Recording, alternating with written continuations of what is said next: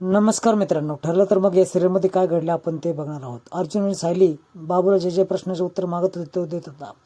मला पोलिसांकडे देऊ नका, नाही तर महिपत मला मारून टाकेल असं तो बोलतो. आणि हे देखील बोलतो की किल्लेदारांना मारण्याची सुपारी महिपतला दिली होती आणि महिपत बरोबर अजून एक व्यक्ती होता जो खूप डेंजर होता. हे ऐकल्यावर तर तळपायाची आग मस्तकाला सायलीची जाते. तिला चिंता देखील वाटू लागते की कोण आहे तो व्यक्ती आणि का बरं त्यांचा ॲक्सिडेंट करायचा असेल आणि त्यांच्या जीवावर का उठला असेल. त्यावेळेस अर्जुन पुन्हा विचारतो की आम्हाला मदत कर. त्यावेळेस बाबू मदत करेल असं बोलतो. अर्जुन हे देखील विचारतो की तू त्याला बघितल्यावर ओळखू शकेल का. त्यावेळेस खूप वर्षापूर्वीची गोष्ट आहे, मी इकडं लपून राहत आहे, महिपतला सांगू नका हे देखील बोलतो आणि ओळखू शकत नाही हे बोलतो. इकडे सचिन अस्मिताकडे जायला निघालेला असतो, पण तो सांगतो की पुन्हा मला चेन्नईला जायचं आहे. त्यावेळेस ही असते साक्षी, ती बोलते की तुला असे कोण फ्लाईट अरेंज करून देतं, कधी चेन्नई कधी दिल्ली. त्यावेळेस आमचं ऑफिसची टायअप आहे आणि ते करून देतात असं तो बोलतो. त्यावेळेस माझं घड्याळ कुठं आहे असं विचारलं तर तो घड्याळ आणायला आतमध्ये जातो. तर इकडं साक्षी कॅब बुक केली आहे का असं विचारते आणि साक्षी हे देखील ठरवते की आज काही करून सचिनचा पाठलाग करायचाच. इकडे अर्जुन आणि सायली बोलत असतात की लवकरच आपल्याला सिनियरला सांगावं लागेल की तुझ्या मुळावर कोण उठला आहे, तुमचा दुश्मन कोण आहे. नक्कीच त्यांच्याकडून काहीतरी माहिती कळेल आणि आपण बाबूच्या द्वारे चांगली माहिती मिळू शकतो. इकडे सचिनचा पाठलाग साक्षी करते आणि इकडे तर भलतंच घडलेलं असतं. महिपतला बांधून किडनॅप केलेलं असतं प्रिया आणि नागराजने. त्यावेळेस नागराजला प्रिया बोलते की उठवायला असं कोणतं औषध दिलं आहेस तू. त्यावेळेस मी फक्त बेशुद्ध पडला असंच मारला आहे असं तो बोलतो. पाणी मारल्यानंतर महिपत उठतो. त्यानंतर तो डायरेक्ट धमकी देतो, तुमचे एवढे बारीक बारीक तुकडे करून आणि गिधाडांना खाऊ घालण्यास सांगतो. तो तर माझा मित्र होताच ना नागराज, तुम्हाला कसं का उलटला, तुम्हाला का बांधून ठेवला आहे. तू पोलिसांना पकडल्या गेल्यावर तू आमचं नाव घेशील याची गॅरंटी आहे आम्हाला, म्हणून आम्ही तुला तुझ्या संघाचं वागत आहे.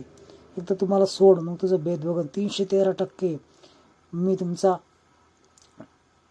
खेळ करेल, खूप पस्तावणार तुम्ही असं धमकी देतो. एकदा मला सोडू दे, माझे पंटर लोक तुम्हाला निश्चित सोडवतील, पण तुमचं काही खैर नाही असं तो बोलतो. इकडे नागराज देखील घाबरतो पण ठाम ठरवतो की याला सोडायचंच नाही म्हणून. इकडे अस्मिता खूप टेन्शनमध्ये असते सचिनच्या बाबतीमध्ये. सचिन नक्कीच माझ्यापासून काहीतरी लपवतं आहे, सचिनचं नक्कीच बाहेर कुठेतरी अफेअर चालू आहे असं तिला गॅरंटी असते. अर्जुन, सायली आणि कल्पना लग्न अटेंड करून घरीच्या दिशेने येत असतात. तेव्हा देखील तो विषय असतो की आपल्याला किल्लेदारांच्या घरी जावं लागेल कल्पनाला सोडून. इकडे सचिन आणि अस्मिता यांच्यामध्ये वाद चांगले होतात. अस्मिता डायरेक्टली विचारतो, तुझे असे कोणते फ्लाईट्स आहे जो तू मला सोडून 5-5 मिनिटांनी निघून जात आहे. नक्कीच तू पनवेलमध्येच असणार आहे, मला याची पूर्ण गॅरंटी आहे.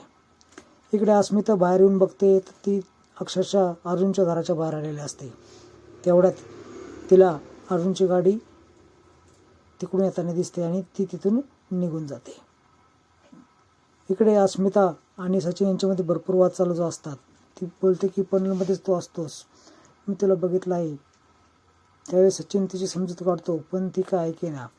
शेवटी वाद जास्तच विकोपाला जातात. सचिन तिच्यावर चिडतो देखील, पण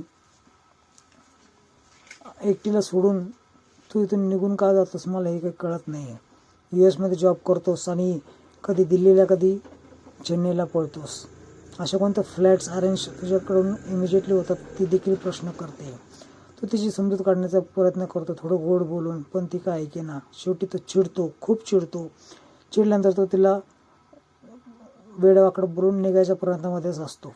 इकडे अर्जुनच्या गाडीचा आवाज येतो. अर्जुन, कल्पना आणि सायली आतमध्ये येते. त्यावेळेस सचिन का चिडला असं ती विचारते. त्यानंतर येईल सचिन चिडून थोडा राग निवारला परत येईल असं बोलतो. त्यानंतर अस्मिता खोडनाटं बोलून वरच्या दिशेने जाते. त्यावेळेस तिला सरबत घेऊन सायली जाते आणि तू थकले असेल ना ते सरबत घ्या असं बोलते. त्यावेळेस प्रवास तुम्ही करून आला, मी कसं काय थकेल असं ती बोलते.